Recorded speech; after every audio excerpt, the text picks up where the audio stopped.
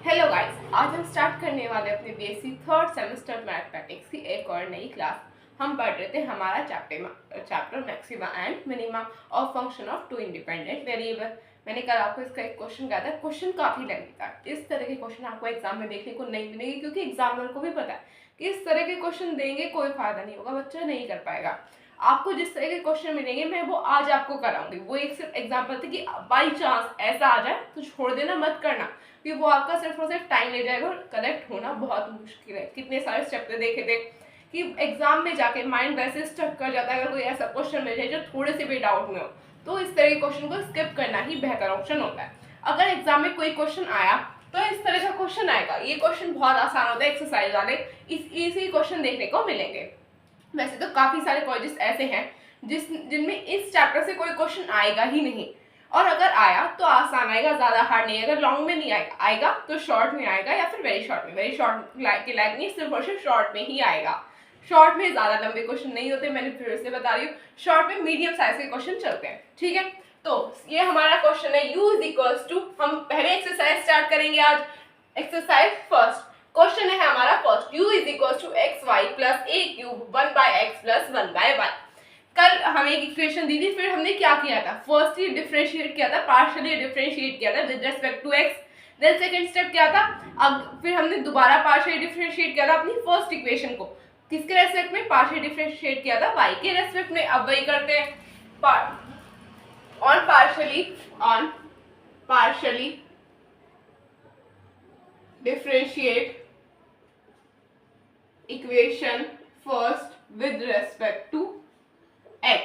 ये हमारी होगी इक्वेशन फर्स्ट। पार्शियल डिफरेंशिएट करेंगे, क्या आ जाएगा, d/dx is equals to x के रेस्पेक्ट में करें, यहाँ पे x सिंगल है तो क्या हो जाएगा 1, यहाँ पे बचेगा y plus a cube minus 1/x²।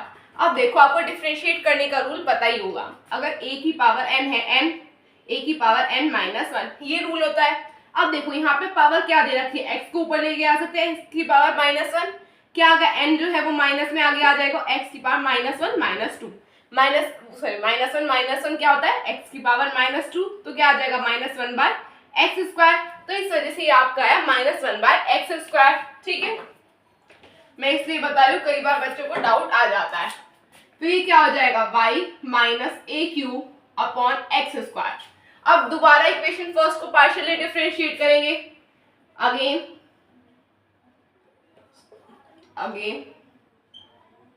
partially differentiate equation first with respect to y।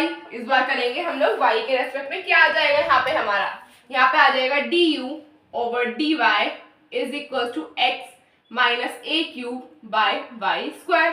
यही आ जाएगा। अब सेकंड स्टेप क्या होगा, अब ये सेकंड स्टेप, थर्ड स्टेप। मैंने आपको कहा था कि आप लोगों को r, s और t की वैल्यू फाइंड करनी पड़ेगी। इन इक्वेशन से फाइंड होगी, क्या आ जाएगा, r is equals to d²u/dx²। यहाँ पे लिख लेना आप, अगेन नहीं, नाउ r की वैल्यू फाइंड करेंगे। अभी यहाँ पे किसको डिफरेंशिएट करना पड़ेगा, हमारी इस इक्वेशन को। y को डिफरेंशिएट करेंगे, 0 हो जाएगा। यहाँ पे क्या आ जाएगा, -2a³ अपॉन a नहीं आएगा, x की पावर 3। ये आ गई हमारी r की value. Then s is equals to d²u/dx dy, यही होगा। अभी किसको डिफरेंशिएट करना पड़ेगा हमें, ये हमें हमारी इक्वेशन फर्स्ट को करना पड़ेगा। क्या, इक्वेशन फर्स्ट नहीं, हमारी इस वाली टर्म को। क्या आ जाएगा यहाँ पे डिफरेंशिएट करके, ये पूरी टर्म हो जाएगी 0, क्योंकि यहाँ पे y नहीं है, और ये हो जाएगा हमारा 1, ठीक है। अब बात करते हैं हमारी वैल्यू t की। t is equals to d²u/dy²।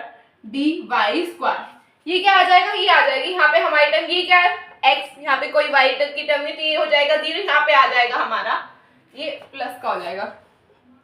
Plus का क्यों होगा, क्योंकि x की पावर -2 पर जाएगी, एक माइनस ऑलरेडी है, ये n आगे आएगा, तो इसलिए हमारी टर्म प्लस में आ गई है, ठीक है।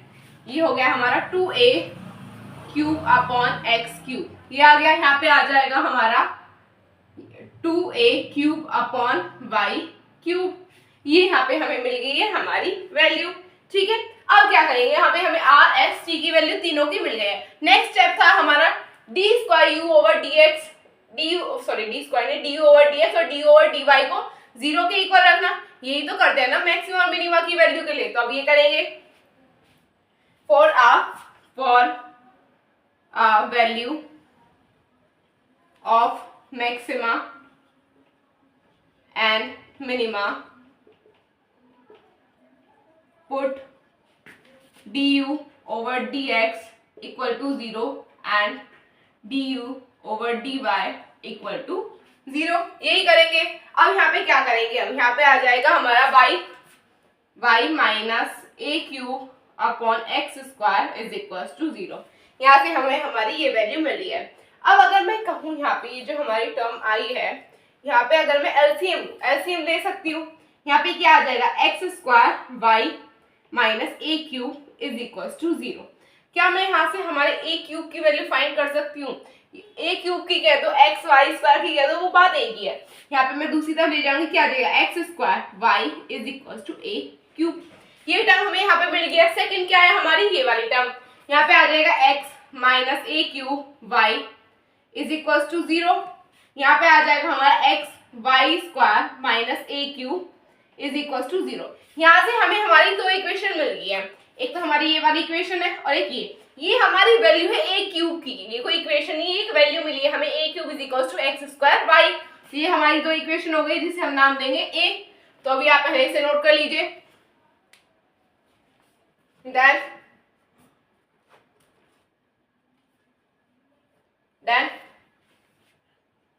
Done or not?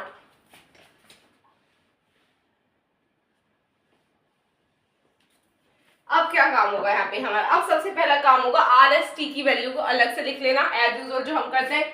ये आर की हो गई 2a क्यूब एक्स स्क्वायर 1 और आ गई हमारी 2a cube upon Y square.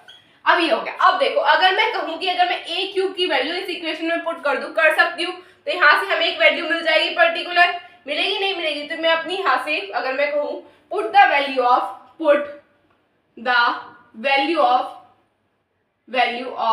A cube in the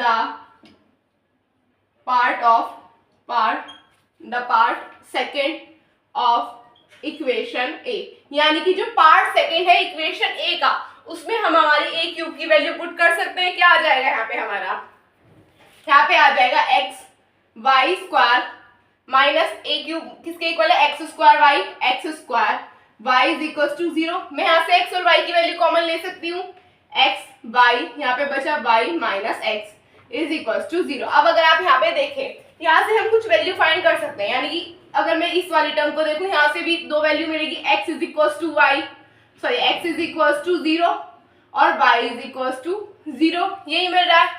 then अब मैं देखूं y माइनस एक्स को अगर हम देखें, यहाँ पे क्या आ जाएगा, यहाँ पे आ जाएगा y is equal to x. क्या ये हमें मिल रही है इस तरह से? क्या ये इक्वेशन हमें इस तरह से मिल जाएगी हमें। अब ये जो हमारी इक्वेशन है, क्या हमें x इज इक्वल टू, यानी कि इन्होंने कह दिया दोनों इक्वल हो गए, वो कुछ भी हो सकते हैं, इन्होंने ये नहीं कहा कि क्या होगी। तो क्या मैं कह सकती हूँ जो हमारी y is equal to x is equal to a है, क्योंकि हमें जो पता चला है, तो वो पता चला है कि ये दोनों हमारी बराबर आएंगी, बट ये पता नहीं चला कि वो बराबर वैल्यू क्या होगी, इसलिए हमने यहाँ पे कांस्टेंट मान लिया ए कुछ भी हो सकता है, कोई भी वेरिएबल हो सकता है, ठीक है। अब आगे चलते हैं।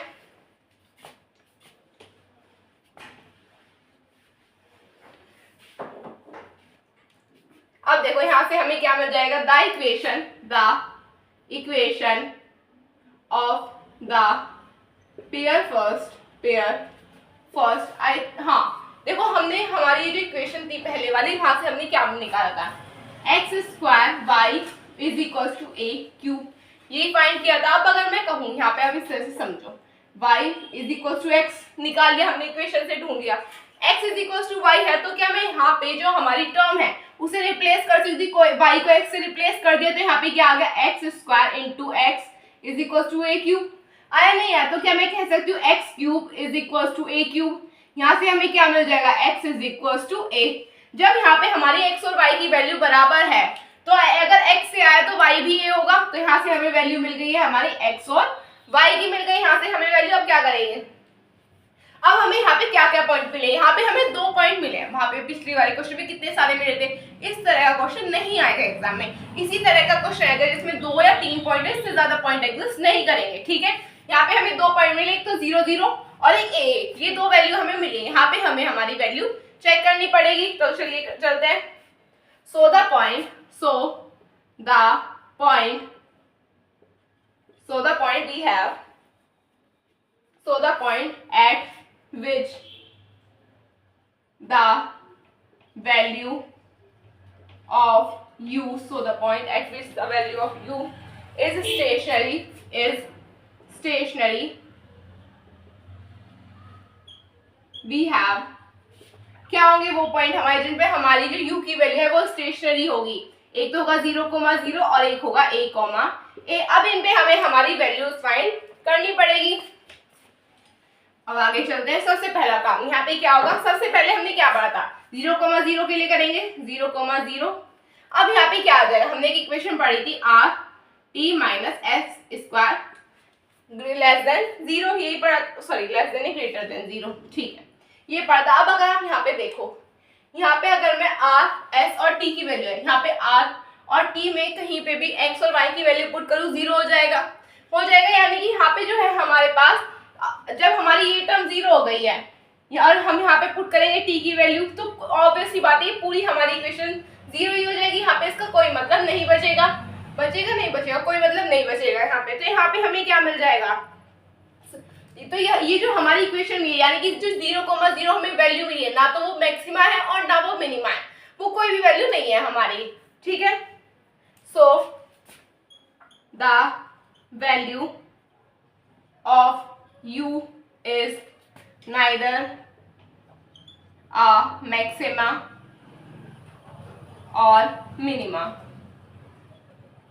ठीक है, यानी कि हमारी जो वैल्यू है वो 0,0 पे कुछ भी नहीं है, एट 0,0, ये और लिख लो साथ में, इसमें भी कोई दिक्कत वाली बात नहीं है।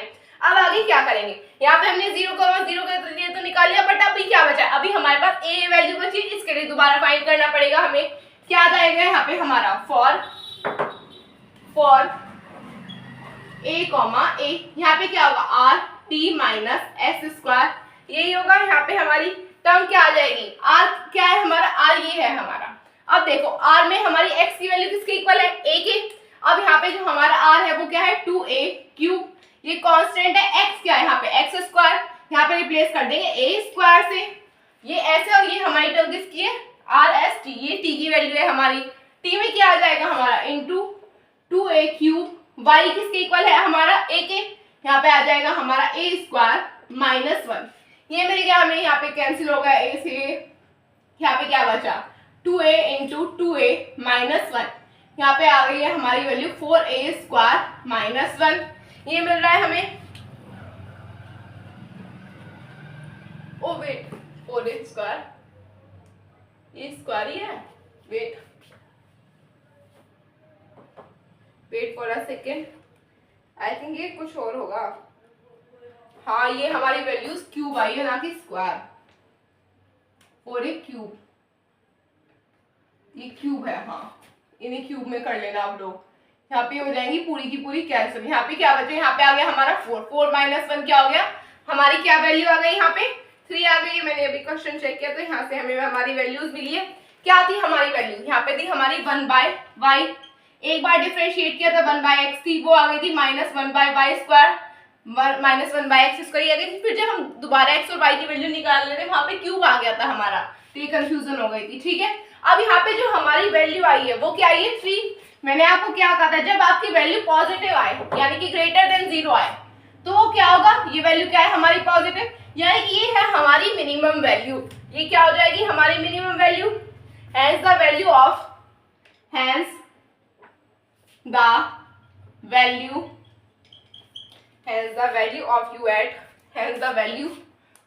u at 0,0 is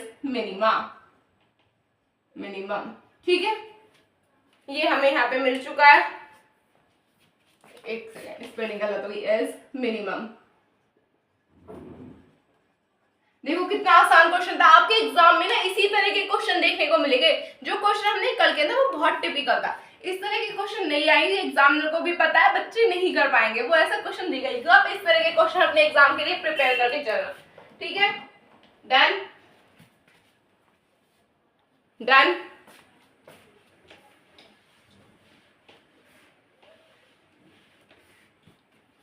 तो बस गाइस आज के लिए इतना ही। अगर आपको मेरी वीडियो अच्छी लगे चैनल को सब्सक्राइब कीजिए, वीडियो को लाइक कीजिए, अपने फ्रेंड में शेयर कीजिए।